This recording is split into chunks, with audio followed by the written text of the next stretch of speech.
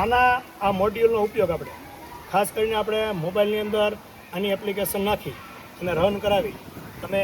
અને મોબાઈલની મદદથી ઓપરેટ કરી શકો. આગળ પાછળ સાઈડમાં આપણે જે પિકઅપ કરાવીએ છીએ શરૂઆતમાં આપણે ચારેય બાજુ 4 મોટરો ફિટ કરશું, ત્યાર પછી 4 ટાયર ફિટ કરશું અને આપણી જે સર્કિટ છે મોટર, બરાબર છે, મોટર ડ્રાઈવર અને શું કહેવાય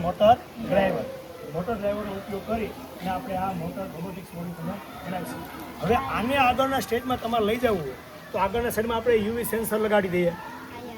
આઈઆર લગાવી દઈએ તો કેવું થાય, ઘણીવાર તમે જોયું હોય તો કોઈ જગ્યાએ ગાડી જતી હોય ફટકાતી બંધ થઈ જાય, રેડી કે અમે દિવાલ આવે ત્યાંથી પાછળ વહી જાય તો ગાડી રમકડાને જોઈ છે ને તમે બધાય, તો એવી ગાડી આપણે ઇઝીલી અહીં બનાવી શકીએ આઈઆર કે યુવી સેન્સર વાપરીને. આઈઆર વાપરવામાં કેવું થાય, પ્રકાશમાં એ બહુ કામ આપે નહીં, યુવી વાપરીએ આપણે તો વધારે સરળતાથી ફાયદો થાય. તો ક્યારેક ભવિષ્યની અંદર ટેકનોલોજી ગાડીમાં પણ એવી આવશે અને આવી પણ ગઈ છે ફોર વ્હીલની અંદર કે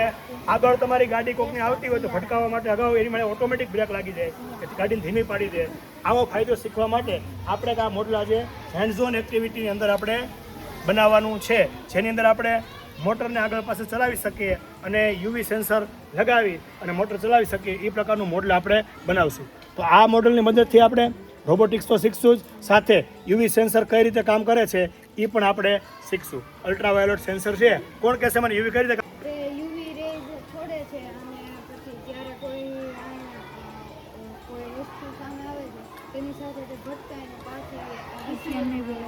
સરસ યુવી વેવ શું કરે છે? યુવીમાં એક ટ્રાન્સમિશન અને